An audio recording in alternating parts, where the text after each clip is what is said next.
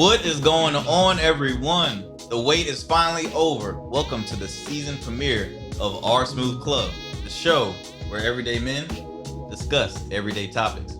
I'm Arrington Gavin, and I am the CEO of Rugged Evolution Beard Care. And alongside with me are some of my good friends, great business owners, and just all around, just great guys.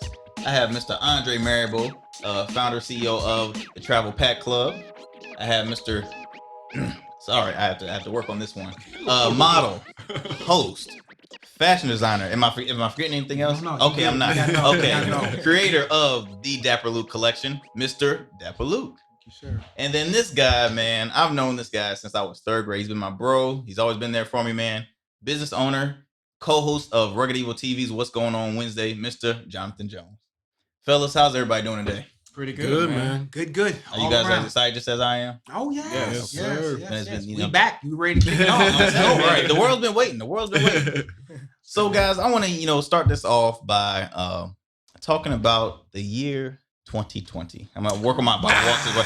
2020. The year 2020. I need to take a drink to that. Yeah, take a sip to that. It's probably one of those years that we all want to forget, but it's gonna be a historic and memorable year for everyone. Impacted the world, not just the U.S., but the world. I'm talking like, okay, let me backtrack it. January started. Everybody has their New Year's resolutions going, right? New year, new me. We excited, new decade. 2020, 2020 vision. Exactly. That was a big one. 2020 vision. Man, let me tell you this. We got hit with some of probably the saddest news, like at the end of January. One of the greatest athletes of all time, the greatest athlete of all time, Kobe Bryant. We heard about the sad, tragic death of him in a helicopter crash alongside with his daughter and several others.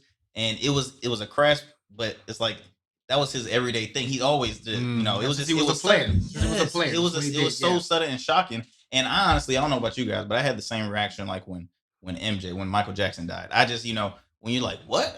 How? That's unreal. Yeah. And you could see Kobe just enjoying his retirement, man. You can see him. The man won an Oscar.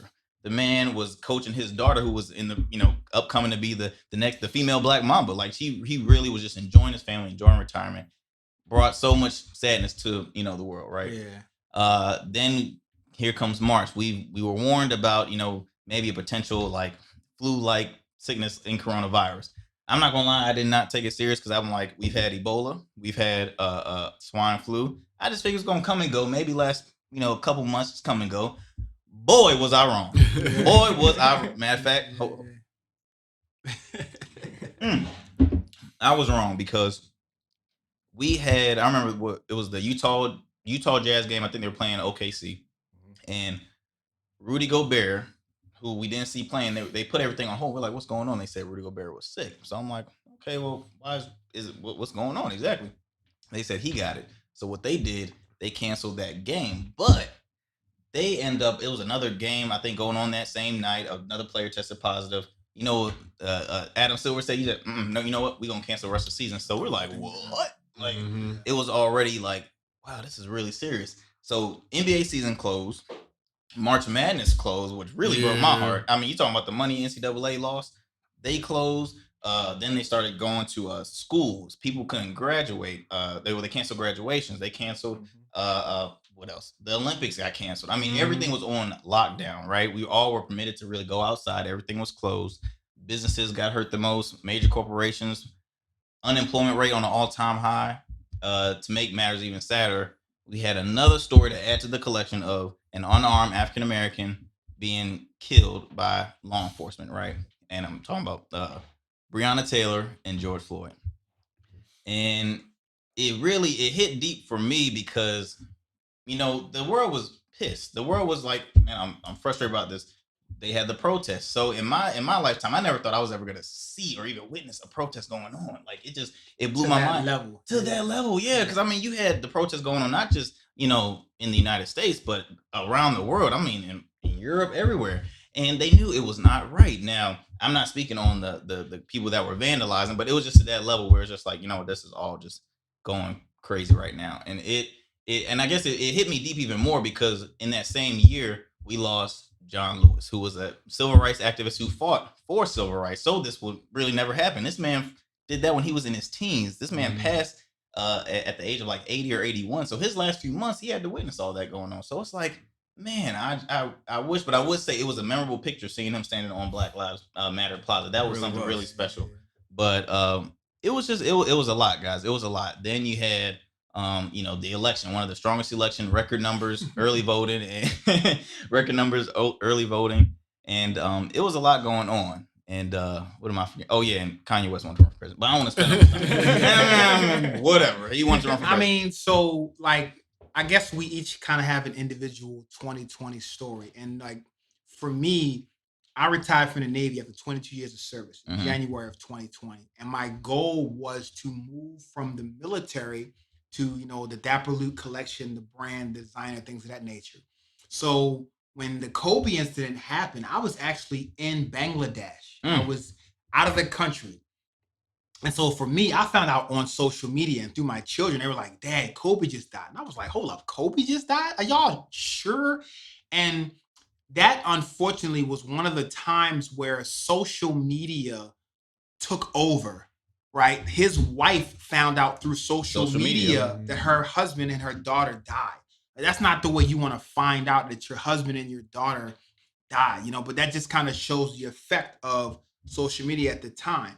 And then, the next thing you said was the coronavirus. So I was in Algeria, right? And I was launching my collection. I was okay, this is my international debut. And I'm going to go do 5 countries and showcase my collection. I launched in Algeria, and that's when Corona really hit, which was in the beginning of March. And it was like, okay, you're either going to come home right now, or we don't know when you're going to come home. So I literally got one country knocked out, had to cancel my entire itinerary, and I had to do the entire thing, pretty much from my office. Like everyone, if anything, 2020 has pretty much showed us and taught us, like, if you don't truly love what you're doing, if it's not a passion, then why are you doing it? You know what I'm saying? So you had to learn new ways to get yourself out there, doing virtual meetings, doing virtual consultations. And towards the end of 2020, I did a virtual fashion show, and it just kind of very successful virtual fashion show. I appreciate that. I'm not gonna lie. That was the best thing I saw. Tough too. It was awesome. But I mean, at the end of the day, it really kind of brought the hustler out of each one of us. It's like, okay, am I doing this because I like it? Am I doing it for the money, or am I doing it because it's a passion? Because if it wasn't a passion, you found all the reasons to go ahead and stop, quit. I'm not, this ain't for me. In 2020, everybody was like, you know what? You're right. Leave that alone, So, well, I'm glad you started that off, Dad, because I was going to ask you guys, how has 2020 impacted your life? How does it change the narrative on things? Because I would say I was one of the fortunate ones too, because I was actually in California in February, like towards the end of February, and at the time, through the whole COVID process, California, that was one of the hot spots. That was one of the first ones to get hit. Yeah, them, New York, Florida. And I mean, I have a lot of family in New York, and I was always keeping in contact because what we do, my family and I, we go to New York like 1 trillion times a month. I'm a diehard Knicks fan. Y'all keep y'all comments to yourself. I'm a diehard Knicks fan. I love, I just love always visiting the city. Couldn't do that. I thought about maybe doing a cruise ship during the summer. Couldn't do that either. So it really just blew my mind. And on top of that, on a business standpoint, I attend, a few like in-person events here and there. Like, once I go to Atlanta for an event and show, and all this stuff had to be put on hold. So like Dab said, learning more virtually and getting, kind of changing the whole narrative on things. I had to get creative, man. I had to, and I was not worried at all. I just said, you know what? Because fortunately for me, I have a e-commerce site. So regular was just online. Yeah, we are sold in storefront brick and mortar stores as well, but which that had got hit, mostly because again nobody wanted to have the crowd sizes and stuff. But it was a huge adjustment to kind of get used to the new norm. It really did, and it hit a lot of like I said, you think movie theaters got hit the worst, malls got hit the worst, a lot of brick and mortar stores that got hit the worst, unemployment rate on an all-time high. So that being said, fellas, how has it impacted? How has it definitely me, because I have a travel business, so travel is pretty much stopped. But the positive thing about coronavirus is I have made so many connections virtually online through avenues I would never had those doors open for in the past. So, exactly. So yeah, it's been a big help. And then the other thing too, I spend more time with family now. So that's because I'm always ripping and running, but that time gave me time to spend time with my family and just enjoy life, So to a point, it kind of had a, and not saying COVID had perks, but it kind of, it helped you to stay in, kind of let you, chillax with it, just calm down. Let me kind of revamp everything. Let me just breathe, because before then you were ripping and running. Right. Yeah. So JJ, how about you? 2020 is definitely the biggest eye-opening, I think, year that anybody can say that they had in a while, just based on like you said, like Kobe dying, like something tragic like that. Like we never thought Kobe's gonna die. No. Never. We never thought Kobe was one of gonna the most die. healthiest guys. Because out I there. mean, just the like Bill Russell, like one of the greatest basketball players of all time. Like you can go up and you can still talk to and see Bill Russell. Like to me, I saw Kobe as like a Bill Russell. Like he's gonna be like 80, 90 years old, still in the stands, like still talking to other up and coming players. And they're gonna be just talking about, I remember when Kobe did this 30 years ago. Like, and the league was so hurt, man. I mean, you saw when the guys hurt out, everybody was crying. I mean, really, it's still to this day. I can't believe it because it's like, man, it's just Kobe. You see Shaq all the time. You see all these guys speak. I'm like, that's what I'm saying. I feel like Charles Barkley. Barkley. Yeah, so like that, and just like how we all had to slow down, like you're not going through the motions and stuff like that of your daily activity. So like slowing down and like looking, to me, like it made me look to the future more. Is where you have that slow period where you actually can sit there and plan stuff out. And I think it just like maybe opened up my future more. I feel like. And real quick, guys, I didn't want to really talk too much on it, but we did have one of the most important elections, really that's still going on, but one of the most important elections, and a lot of newcomers. It was their first time voting. You had, Snoop said, "Hey, look, this is my first time voting." Shaq was first time voting. Early voters had went up in the millions. I mean, as far as record numbers. When you heard that Kanye was running for president, what was your first thoughts? I'm just curious. No way. He ain't gonna make it. That was real quick. That was quick, Andre. If anything, that was a very big distraction. At the end of the day, yes, anybody can run for president. You know what I'm saying? I feel like it's a big thing to run for president. But during the 2020 election, I don't think we needed that level of distraction. If you're going to do it, lay out a full-fledged plan. Don't be essentially another person that was already in office. You know what I'm saying? Somebody they felt was not qualified and was just in the office for, I guess, because you said he couldn't, which at the end of the day, the president is the president of the United States. We all are all members of the United States. We want to make sure that we are properly represented and taken care of. And so I just felt like that individual, Kanye, was not about that. It was more of a personal gain than actual helping anything countrywide happen. I'm not trying to sound like the biggest hater of Kanye, which I'm not. He has a amazing musician, right?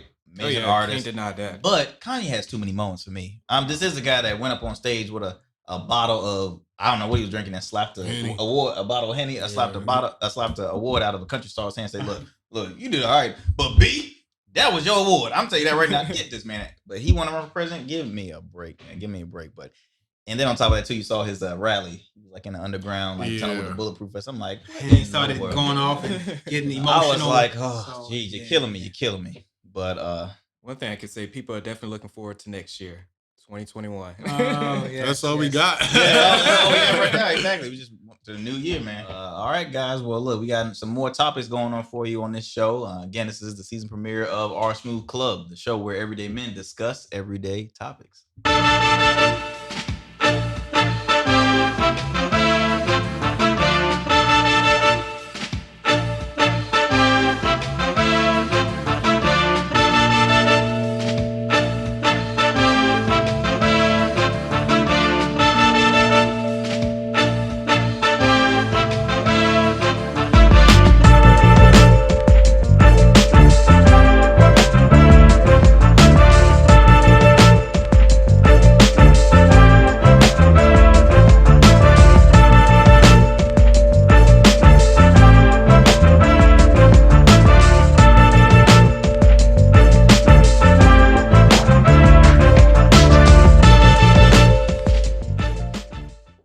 Guys, welcome back to Our Smooth Club.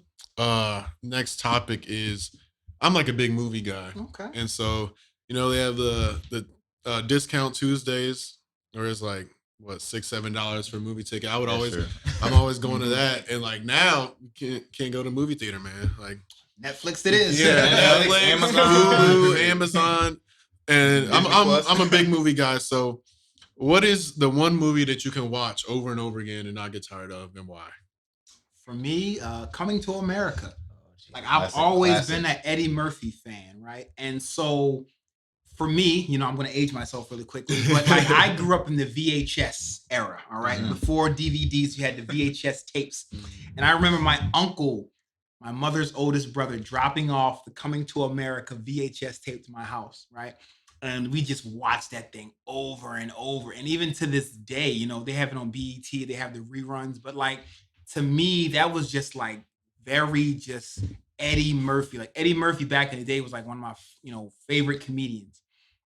And he just went all out, like with the different characters. Like, you know, he has, you know, Eddie Murphy has a very he's a legend. He's a legend. Yeah, he really does. He's a legend. You know, like people don't know he wanted to be an R&B singer at one point in time, so he did the, you know, Party All the Time. Oh my gosh. Party all the time, you know. But I mean, for me, like that is my movie. Like to this day, you turn it on, I will watch all the way through. And I'm probably gonna sit there and I'm gonna say word for word what he's saying, but like that's my movie. So yeah, definitely Coming to America for me. Man, I'm at a toss up between Norbit, which is another Eddie Murphy movie, yeah, memorable, and Soul Man. It was Bernie Mac's last movie before he passed. Bernie Mac and Samuel L. Jackson. First of all, Bernie's like one of my all-time favorite comedians.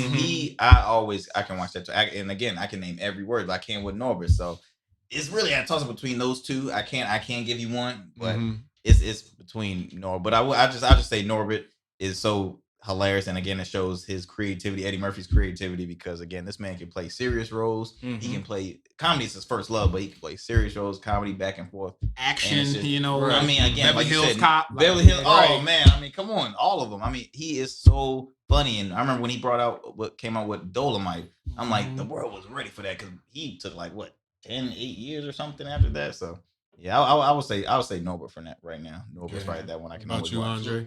My movie is Fast and the Furious. I like the whole series. Like, when April comes around, I'm ready for it. I'm in here, the first one in there. I just can't get enough of it. They got too many of them movies. We're going about 10,000 now. Yeah, man, I watch all the time. But the one thing about it, it's like it's one of those things where each time it comes out, like there's new technology, right? As far as cars and even in movie making, so and they always take advantage of the new technology, the 360 cameras and the digital effects and the, you know, so, and then every little upgrade I feel like they put in there. So I think that particular franchise can thrive because everyone wants to see the newest of the technology. They take advantage. It's not just the storyline and the characters. It's also the newest cars, the newest technology, the newest cinematic technology. So I think that particular franchise is going to be around for a while. Even when they lost the major, you know, guy in the franchise, they did a spinoff, you know, with the that's The Rock and Jason Statham, Hobbs and Shaw. It was good. I mean, we don't. We don't account. We don't. That's not so for the die-hard Fast and Furious, do we count Hobbs and Shaw? No, it's not. No, still haven't watched it. Okay, right on. I just want. Okay, gotcha. For me, it's Too Fast, Too Furious. Okay. Fast and the Furious started me. My passion for cars. Too Fast, Too Furious, just the whole Miami vibe. There's so many lines, Tyrese and Ludacris. That's when they joined in there. It just added the funny aspect, but it's still about cars. And Like now, the later ones, man, it just doesn't hit the same. Low key, that's the easy check for Tyrese, man. Ever since Tyrese got on that, because Tyrese, he makes some hits. Don't get me wrong, he's a good musician, but you know, it's a good thing. The second one for me, he's getting paid good. Oh yeah. He's like, but yeah, that's the one thing I think Hobbs and Shaw. It went away from the Fast and Furious, and it went to like the action hero type mentality. We saved the day.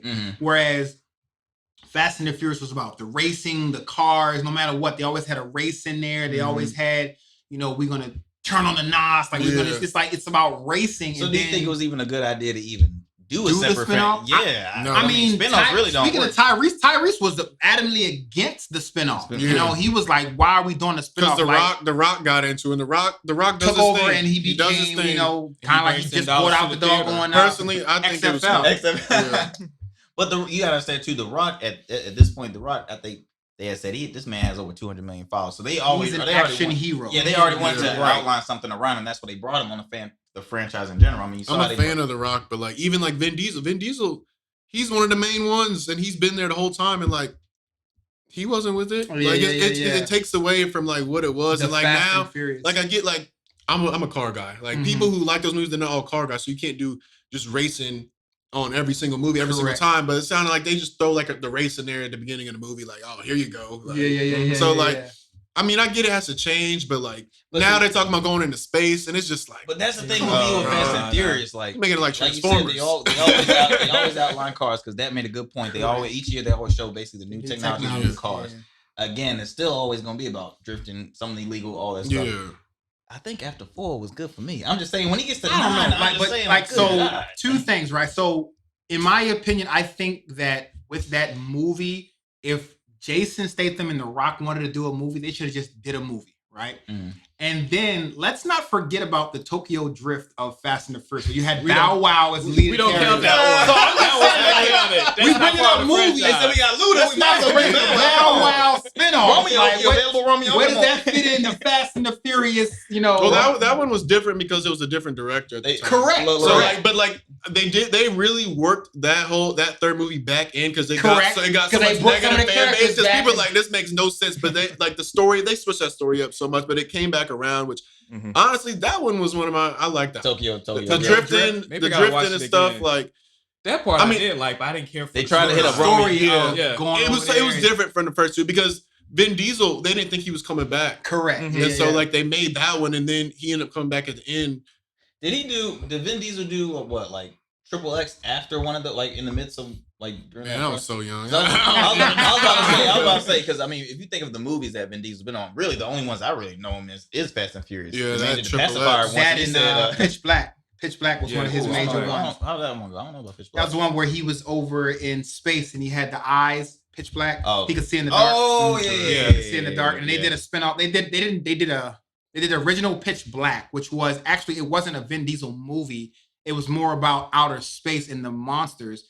And then from there, they brought in his character. He had a spinoff, you know, from that. But I mean, overall, I just kind of feel like with these movies, right, you gotta really follow the storyline because if you get wrapped up in a character nowadays, that character might be gone. You know what I'm saying? So, you know, but what's your 3? You know, what's your movie that you can watch over and over again? Oh, definitely Too Fast, Too Furious. Too Fast, Too Furious. So it's a Fast and Furious. Yeah, there's so many one-liners and stuff in there. Like one of my favorite, like the Nissan GTR, the Skyline of Paul Walker came in at the first race, and he's like, "You got 5 minutes."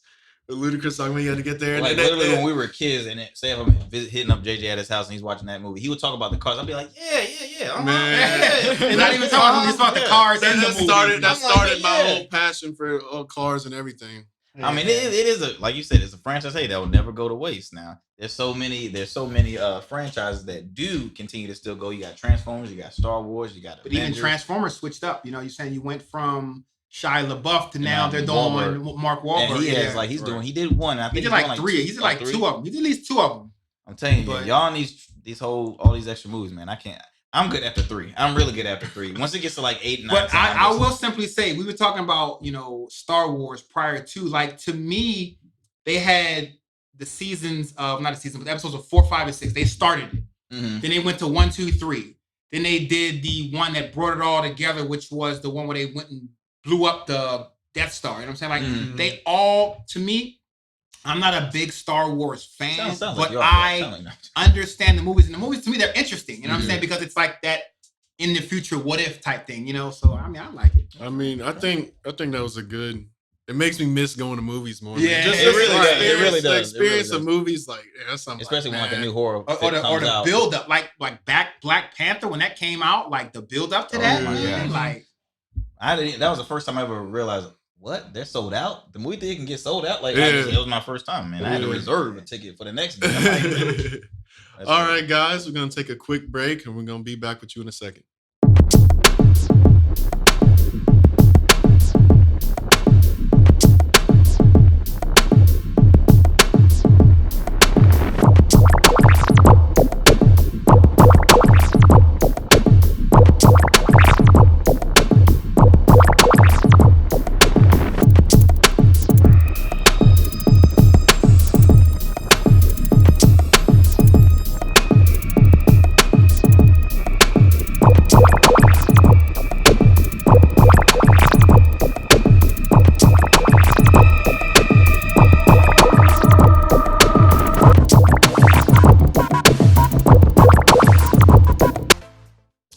Welcome back to the R Smooth Club. So we want to shift gears just a little bit. So I got a question for you guys. So, in the past we talked about, all right, if you could talk to the younger you, like what would you have done, right? But let's shift it up a little bit, right? So one of the things that we talk about in 2020 is it has changed your perspective, right? So let's look into the future, right? So 5 years from now, where do you see yourself? And kind of what are you doing now to kind of position yourself to be what you think you're going to be in 5 years? Well, I mean, I try to work hard as much as I can now, so I can be, of course, financially stable. I'm engaged now, so I plan to still be married to the same woman I'm engaged to. Children? Children? No, does she feel that same way? All right. Gosh, the air. She feels the same way. Okay, all right. Okay. Hey, I'm speaking. We'll see how it is in 5 years. Okay. Again, just make my parents proud. That's always, I always say that whichever year. I'm like, hey, I want to work hard, make my parents proud. They put their time, their effort to raise me, all that good stuff. So I definitely want to do that. Live a healthy life. That's something I struggle with. I try to stay active as much as I can, but hey, I want to stay active. My goal is to, continue to live on, get used to the new norm and get used to what, the world has for me in 5 years. So, in 5 years, hey, I'm financially stable, married, successful, healthy. That's, I want to say rich because I always say money's not. That's subjective. Yeah, money's a right. subjective term. What is rich? Exactly. So I always say just successful, and you could be rich and full of daggone debt. I'm saying what? Yeah, like 400 plus. Yeah, same goals. One thing I got to start thinking about is retirement. Okay. So that's a key thing that's coming up right now. Just trying to plan for the future Hey, retirement. how old are you? No, I'm messing with I'm you. Older. There's a difference. So yeah, that's the biggest thing. Like just health. I mean, that's a big thing these days, especially among African American men. It's just keeping our bodies able. Yeah, because we have the lowest. As far as life. We die the youngest. So definitely got to be thinking of that. Definitely keep building, growing, not getting complacent. Owning the business, running it, being able to have something that's mine, my baby, like how all you guys, you have your little baby that you just keep growing. And like, I think just getting in, having that tight group of guys you can go into business with, because it's a lot easier to go into business with your people that like yourself. Your guys that you can trust. Absolutely. That's one big thing is having trust. Absolutely. And going in with that business and just expanding, because you're gonna be a lot more successful. When there's a little, I'm glad you brought that up, JJ, because that's something we'll talk further through in the season, with business owners and just talking about business when it comes to, Yeah, I mean, for me, I feel like 5 years from now, I probably won't be in the Hampton Roads area. I kind of see myself moving to a larger city. I think to do what I do, I definitely want to do it where I'm, styling and designing, on a national level for celebrities and have my collection in other stores. That's kind of what I want to build towards. So one of the things that I always talk to people about, it's like the light, right? Like everybody always wants the light, but the thing about the light is fleeting. You know what I'm saying? Like you have to be really aware of when the light is on me. If you don't catch the attention of the light, it's going to move towards somebody else. So you have to always be building so that when the light is on you, it'll want to stay on you for that period of time. So definitely continuing to build my brand. I'm learning every day. You know what I'm saying? I started this position I'm in right now, but at the same time, I understand I'm not too big-headed to be like, you know what? I'm 40 years old, so I got it. I'm still learning. In 5 years from now, I still expect to be learning. But like you said, I want to be in a position where I feel like I've made progress over those 5 years. And you want to have that circle that is constantly pushing you and challenging you. If the people that you're talking to, when you talk about your goals, if they're not going back and forth with you, if they're like, oh man, you can't do that, then that's the wrong circle. You know what I'm saying? Like you got to have that circle that challenges you. And the one thing I'll simply say is that if your 5-year plan doesn't scare you, you're not dreaming big enough.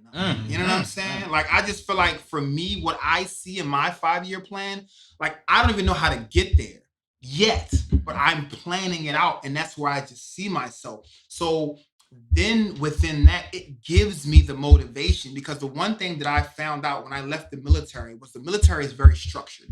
Do this, do this, talk to this person, to this person. So when I got out, there's no longer any structure. It's now just me as a business owner. When I wake up in the morning, when I go to sleep at night, the only person that drives me is me. So how do you create your plan? You've got to challenge yourself. The only way you're gonna do it is if you dream big. You know what I'm saying? Absolutely. Would you say some tools that did you gravitate or just take anything from the military? Oh yes, definitely. The one thing that I still do is I'm definitely a routine driven person, and I still very much am attention to detail driven. Like I look at every little thing. Now, I was talking about, a project that I had, and I was talking about as a business owner, one thing that you have to be able to do is duplicate yourself, right? Because you cannot be everywhere every time. But at the same time, yes, I still at least want to understand what's going on, right? And I use my uncle as an example. My uncle owns All Pro Vending, right, which is a vending business at Ravens, the Orioles, and they also do the Maryland Terrapins. Okay. Right?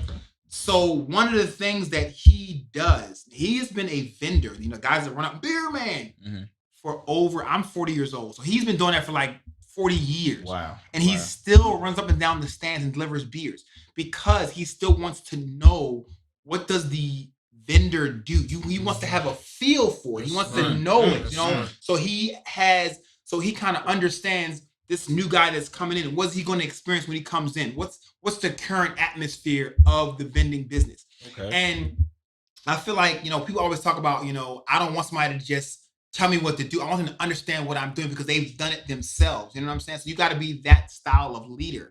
And that's one of the things that I take into my business. I don't necessarily have to be able to do everything, but I at least understand everything. And I can at least, have a understanding of what you're doing and I can relate to you. You know what I'm saying? Man, well, we definitely gotta have your uncle on the show. That's awesome. That's awesome, and awesome just advice as well. Because again, everybody dreams big, but they dream big without even thinking about the risk that it will take to go to that level. Again, they think too early and say, "Hey, look, take your time, evaluate your risk, and all that good stuff." But again, I don't want to go into more details with the season. We're gonna talk about that further in.